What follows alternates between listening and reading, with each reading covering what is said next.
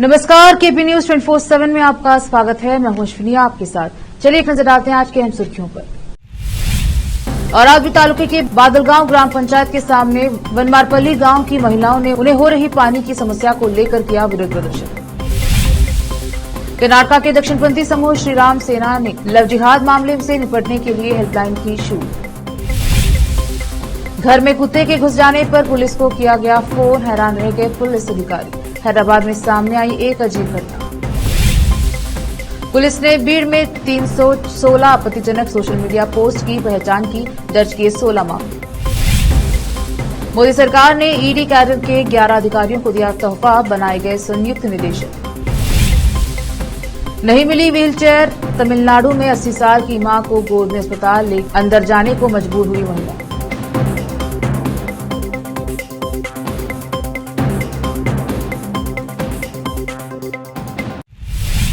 अब समाचार विस्तार से।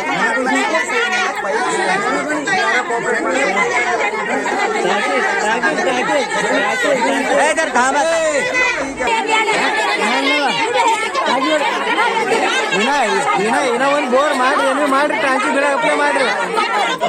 ಬೋರ್ ತಗೋರಿ, ಖರೀದಿ ತಗೊಂಡು ಟ್ಯಾಂಕರ್ ಮಾಡ್ರಿ. टाकी बिड्री बोर तो खरीदे। बीदर जिला के औरादवी तालुके के बादलगांव ग्राम पंचायत के सामने वनमारपल्ली गांव की महिलाओं ने उन्हें हो रही पानी की समस्या को लेकर प्रदर्शन किया।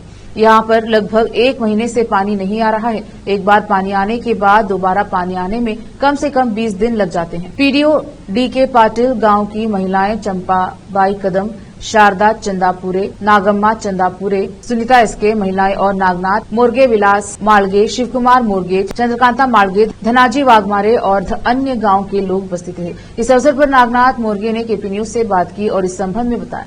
और आज से केपी न्यूज के संवाददाता अलीम पाशाह की रिपोर्ट। वनमारपल्ली ग्राम से निवासी हूँ।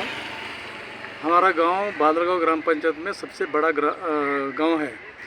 एक पूरा पंचायत में सबसे परेशानी हमारा गांव का है। पानी का बहुत तकलीफ़ है, क्योंकि पानी हर साल अप्रैल में ये 2 महीने में बहुत तकलीफ होता, क्योंकि बोरवेल का पानी कम हो जाता।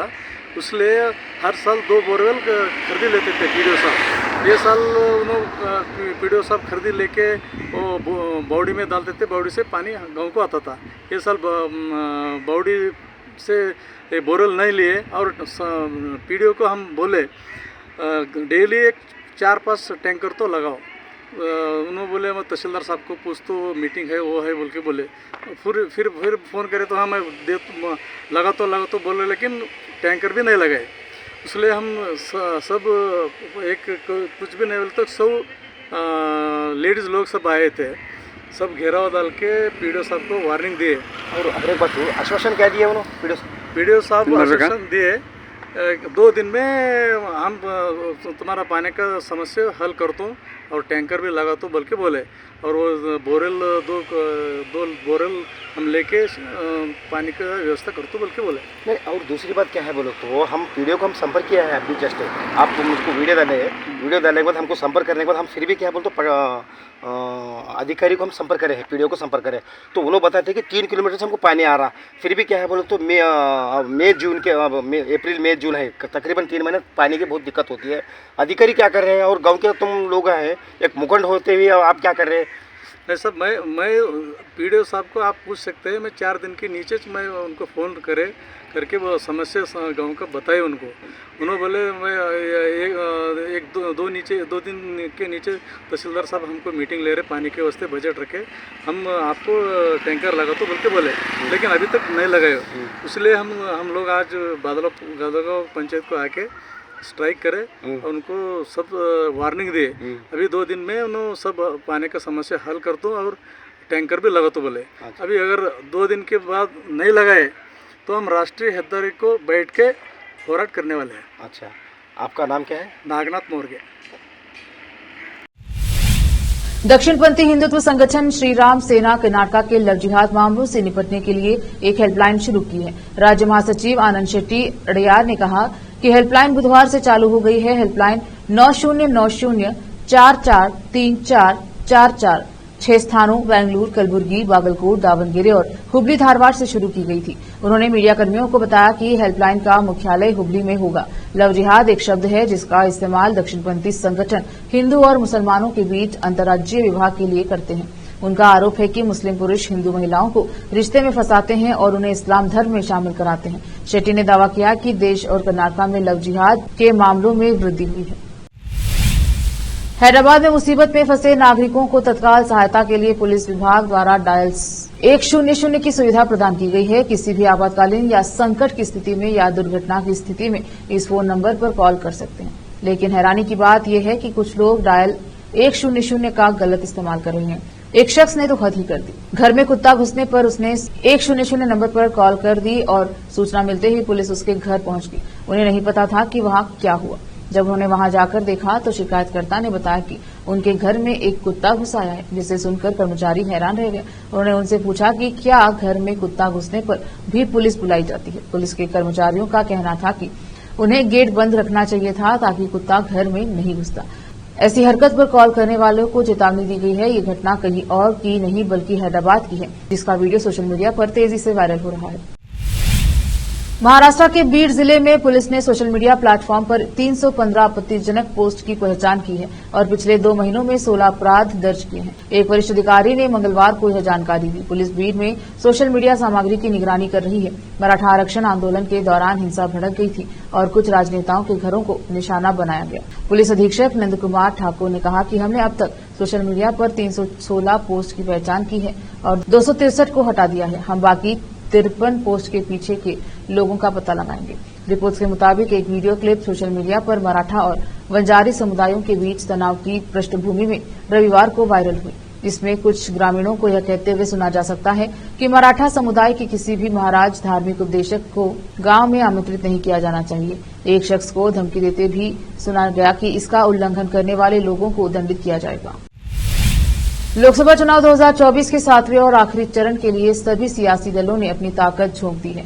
इसी बीच कांग्रेस नेता राहुल गांधी ने बुधवार 29 मई को पंजाब के लुधियाना में एक रैली को संबोधित किया। राहुल गांधी ने इस दौरान किसानों से एक बड़ा वादा किया। उन्होंने इंडिया गठबंधन की सरकार बनने के तुरंत बाद किसान कर्जा माफी आयोग बनाने की बात कही। राहुल गांधी ने किसानों की कर्ज माफी का ऐलान करते हुए कहा कि जैसे ही इंडिया गठबंधन की सरकार बनेगी हम किसानों का कर्ज माफ कर देंगे। उन्होंने कहा कि ठीक उसी तरह जैसे वो बीजेपी अरबपतियों का कर्ज माफ करते हैं। कांग्रेस सांसद ने कहा कि हम केवल एक बार किसानों का कर्ज माफ नहीं करेंगे, इसके लिए हम एक आयोग बनाएंगे जिसे किसान कर्जा माफी आयोग का कहा जाएगा।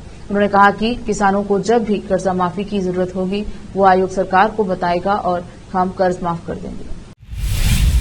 लेते हैं छोटा सा ब्रेक, जल्द लौटेंगे ब्रेक के बाद।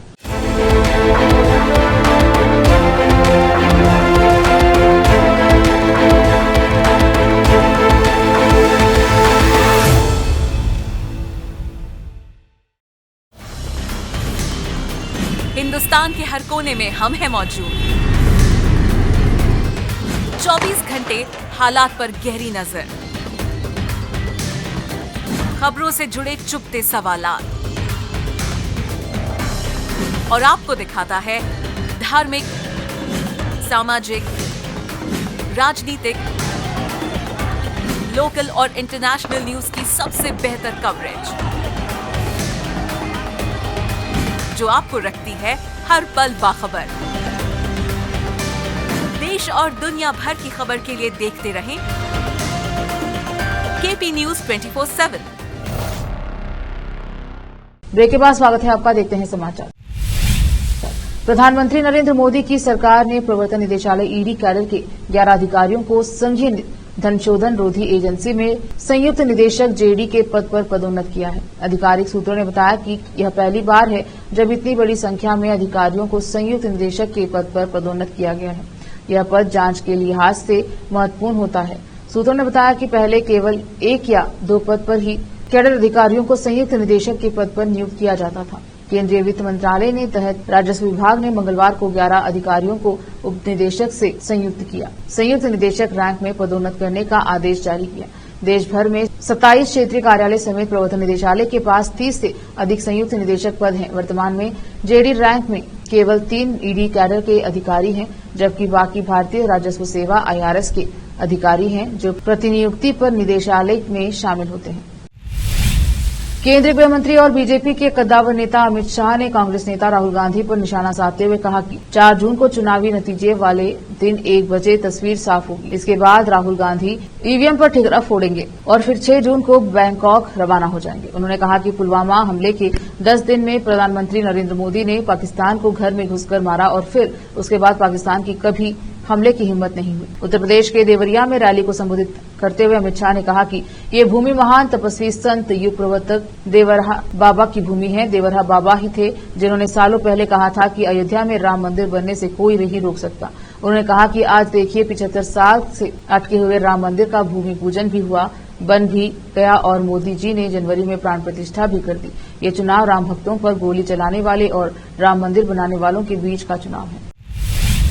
तमिलनाडु में एक महिला अपनी 80 वर्षीय मां को गोद में उठाकर सरकारी अस्पताल के अंदर ले जाते हुए नजर आई और इस घटना का वीडियो सोशल मीडिया पर जमकर वायरल हो रहा है। इस वीडियो को देख सोशल मीडिया पर लोग अपना गुस्सा व्यक्त कर रहे हैं और दावा कर रहे हैं कि पेशेंट को अस्पताल में व्हीलचेयर देने से मना कर दिया था। इस वीडियो ने वायरल होने के बाद तमिलनाडु हेल्थ अथॉरिटी ने मामले की जांच शुरू कर दी है। जांच का नेतृत्व कर रही स्वास्थ्य विभाग की संयुक्त निदेशक अंबिका षणमुगम ने बताया कि मैंने अस्पताल के अधीक्षक और रेजिडेंट मेडिकल अफसर से पूछताछ की है। आज मैं अन्य कर्मचारियों और परिचारकों के साथ जांच कर रही हूं। 36 सेकंड के इस वीडियो को एनडीटीवी खुद वेरीफाई नहीं कर पाया है। मैं एक महिला जिसका नाम वलामर्थी अपनी बुजुर्ग मां सोरेना को सड़क हादसे के बाद गोद में उठाकर अस्पताल के अंदर ले जाते हुए नजर आ रही है। वलामर्थी अस्पताल परिसर में एक जगह से दूसरी जगह जाने के लिए भी अपनी मां को गोद में ले जाते हुए नजर आ रही है, जहां रजिस्ट्रेशन स्लिप लेने के लिए पहुंची थी। दिल्ली के एलजी वीके सक्सेना ने स्वास्थ्य विभाग के ओएसडी डॉक्टर RN दास को सस्पेंड कर दिया है। जानकारी के मुताबिक उनके ऊपर आरोप है कि उन्होंने स्वास्थ्य विभाग में रहते बेबी केयर न्यू बॉर्न अस्पताल को रजिस्ट्रेशन दिलाने में अहम भूमिका निभाई थी। गौरतलब है कि उनके ऊपर आरोप लगा था कि B32 पूर्वी ज्योति नगर में स्थित ज्योति क्लिनिक एंड नर्सिंग होम नामक एक नर्सिंग होम दिनांक 27 नवंबर 2018 को जारी आदेश के तहत पंजीकरण रद्द होने के बावजूद अवैध और गैर कानूनी तरीके से चल रहा था। भारत के ज्यादातर इलाकों में लोगों को प्रचंड गर्मी का सामना करना पड़ रहा है। इसी बीच दिल्ली में गर्मी ने सारे रिकॉर्ड्स तोड़ दिए हैं। भारत मौसम विज्ञान विभाग के मुताबिक दिल्ली में 52.03 डिग्री सेल्सियस तापमान दर्ज किया गया है, जो कि राष्ट्रीय राजधानी के इतिहास में अब तक का अधिकतम दर्ज तापमान है। क्षेत्रीय मौसम पूर्वानुमान साइट के अनुसार दिल्ली के मुंगेशपुर में तापमान 52.3 डिग्री सेल्सियस दर्ज किया गया, जो अब तक का उच्चतम तापमान है। IMD ने घर से बाहर निकल रहे लोगों को गर्मी से बचने के लिए एहतियात बरतने की सलाह जारी की। रुकते हैं एक और छोटे से ब्रेक के लिए, जल्द लौटेंगे ब्रेक के बाद।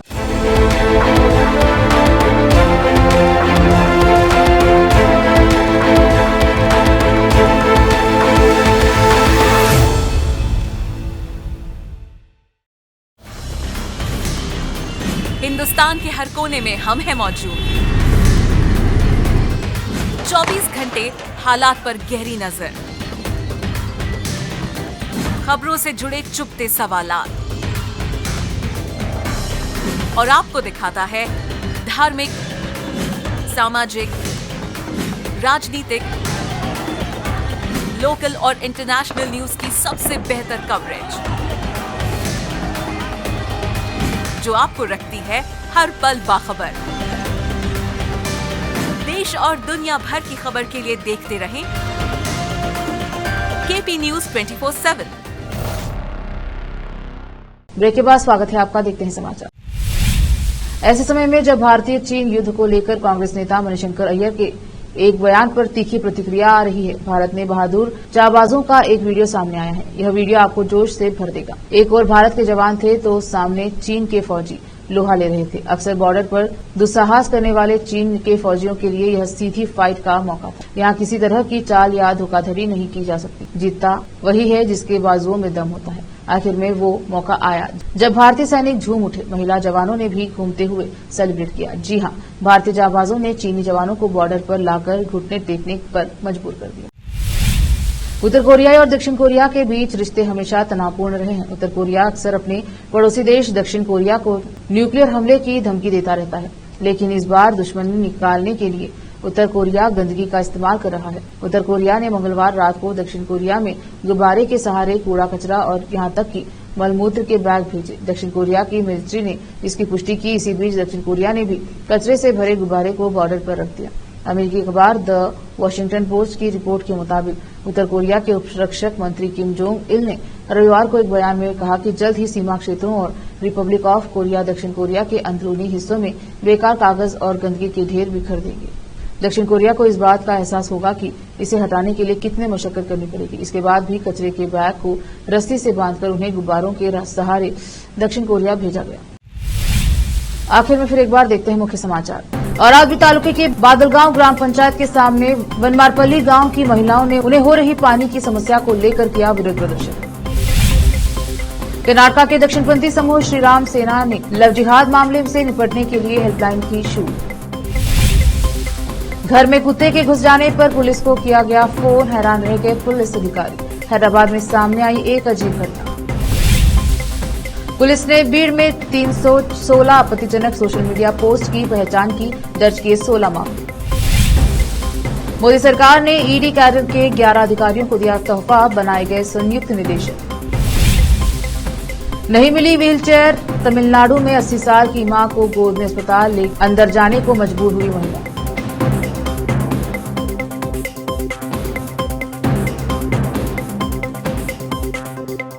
केपी न्यूज के बुलेटिन में अब तक के लिए इतना ही। देखते रहिए केपी न्यूज 24/7। धन्यवाद।